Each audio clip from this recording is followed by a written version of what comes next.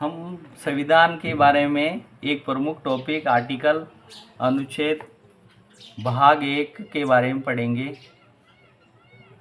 भाग 1 जिसमें अनुच्छेद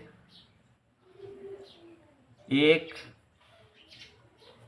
इसमें मुख्य रूप से वर्णन भारत जो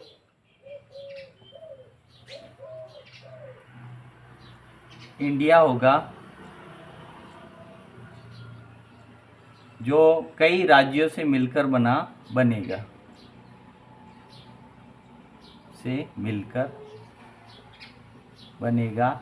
जिसमें राज्यों में राज्य शासित शासन होगा और केंद्र में केंद्र शासित शासन होगा। केंद्र को मजबूत बनाया गया है अनुच्छेद आर्टिकल 1 के माध्यम से। इसे यूनियन भी कहा गया है, जो भारत राज्यों का एक संघ है। भारत राज्यों का एक संघ है। यदि हम भारत के संविधान से अमेरिका के संविधान से तुलना करें तो अमेरिका में फेडरेशन सिस्टम है।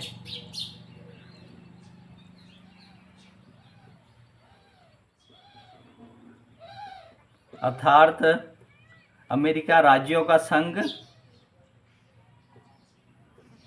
तो है, लेकिन राज्यों को भी अधिक मजबूत बनाया गया है।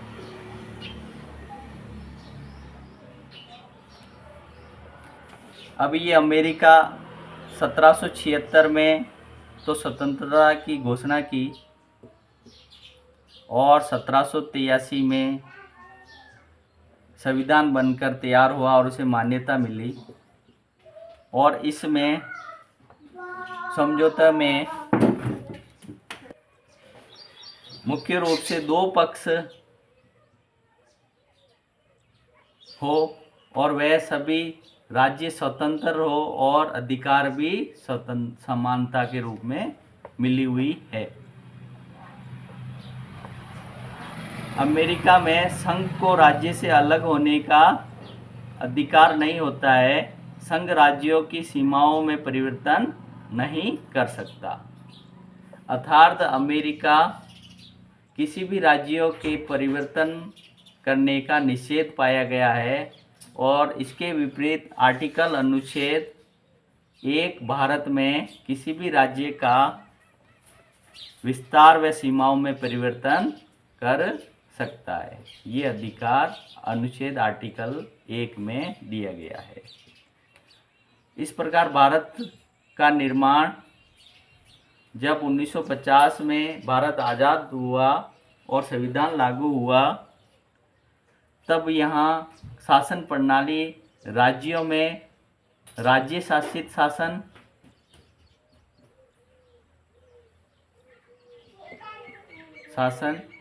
और केंद्र में केंद्र शासित शासन चलने लगा। इन राज्यों का एकीकरण के माध्यम से एक किया गया, क्योंकि यहाँ पर कई रियासत राजाओं का शासन था और जिसमें समझौता प्रणाली भी लागू की गई, जो धारा 370 जो जम्मू के राजा से की गई, जम्मू कश्मीर, जो वर्तमान में 370 धारा समाप्त कर दी गई और 371 पूर्वी राज्यों से समझौते के माध्यम से भारत में शामिल किया गया।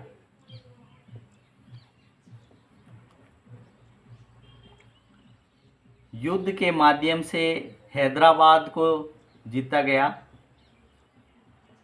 और इसे जीतकर भारत में शामिल किया गया, जिसमें पटेल का प्रमुख सहयोग रहा। अध्यर्पण के माध्यम से जैसे फ्रांस का अधिकार पांडिचेरी पे था, जिसमें आंध्र प्रदेश में यनम व तमिलनाडु में करियाकल क्रियाकल व केरल में माही, इन तीनों को फ्रांस ने भारत को अर्पण कर दिए गए, तो यहाँ केंद्र शासित प्रदेश बना दिया गया। ये हैदराबाद भारत में अंतिम होने वाली देशी रियासत थी। अर्थात भारत के जो भी नाम परिवर्तन वर्तमान में चर्चा था कि इंडिया नाम हटा दे, तो ये आर्टिकल अनुच्छेद में ही इसका वर्णन किया जाता है। आर्टिकल 1 के बारे में जो पहली अनुसूची का अंग है उसके बारे में पढ़ लिया। अभी अनुच्छेद हम 2 के बारे में पढ़ेंगे। अनुच्छेद 2, जिसमें नए राज्यों का प्रवेश व स्थापना शामिल है। अनुच्छेद 3, जिसमें नए राज्यों का निर्माण की प्रक्रिया व नए राज्य के क्षेत्र को बढ़ाना, नए राज्य के क्षेत्र को बढ़ाना, नए राज्य की सीमाओं का विस्तार करना व नाम परिवर्तन, इन्हीं अनुच्छेद में शामिल किया गया है। और ये तीनों अनुच्छेद कानून प्रक्रिया संसद में पारित करके कानून बनाया जाता है। यदि ये कानून बना दे तो अनुच्छेद 4 मुख्य रूप से 2 व 3 के बनाए गए कानून को क्रियान्वयन का प्रक्रिया इसमें शामिल की जाती है।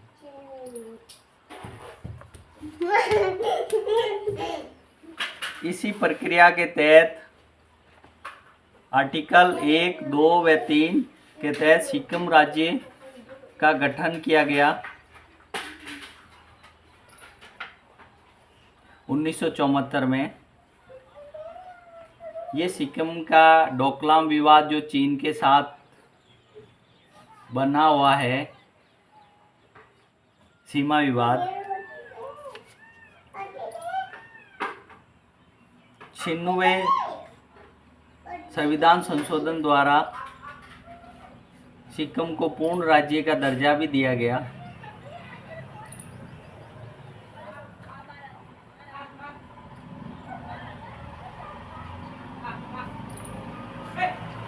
ये 96वां संविधान संशोधन कब हुआ था? 1975 में।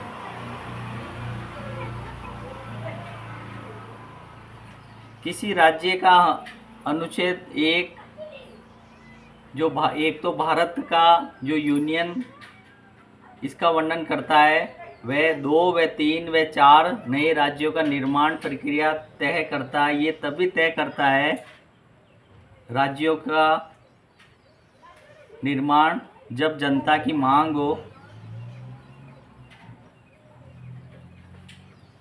भाषाई आधार पर भी राज्यों का गठन कर सकते हैं। भाषा के आधार पर सर्वप्रथम एक घटना जो मद्रास के थे,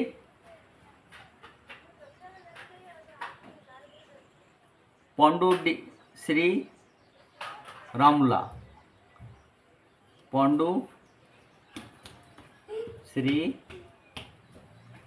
रामुला इन्होंने आमरण अनशन किया था और इसी अनशन में इनकी मृत्यु भी हो गई थी। तब काफ़ी विवाद होने के पश्चात भाषा के आधार पर एक आयोग का गठन किया गया, राज्य पुनर्गठन आयोग।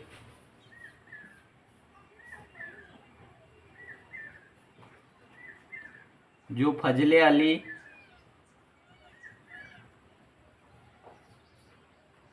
आयोग जो 1953 में किया गया। इसी आयोग में फजले अली के साथ साथ में हृदयनाथ कुंजरू व के.एम. पणिक्कर भी शामिल थे और उन्होंने भाषा के आधार पर राज्यों का पुनर्गठन की अनुमति भी दी थी, जिसमें महाराष्ट्र, तमिलनाडु व कर्नाटक इन भाषा के आधार पर राज्यों का गठन भी किया गया। महाराष्ट्र जो मराठी भाषा के आधार पर राज्य का गठन किया गया। तमिलनाडु जहाँ तेलुगु भाषा बोली जाती तो तमिलनाडु का गठन किया गया। कन्नड़ भाषा जो कर्नाटक में बोली जाती है तो कर्नाटक राज्य का गठन किया गया।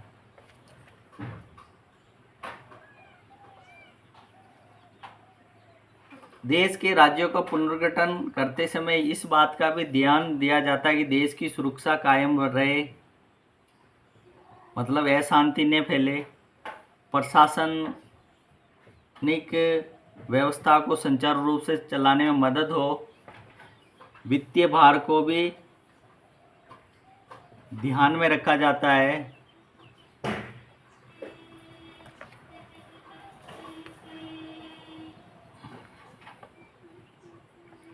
इस प्रकार हमने आर्टिकल 1, 2 व 3 व 4 के विस्तार से हमने पढ़ा।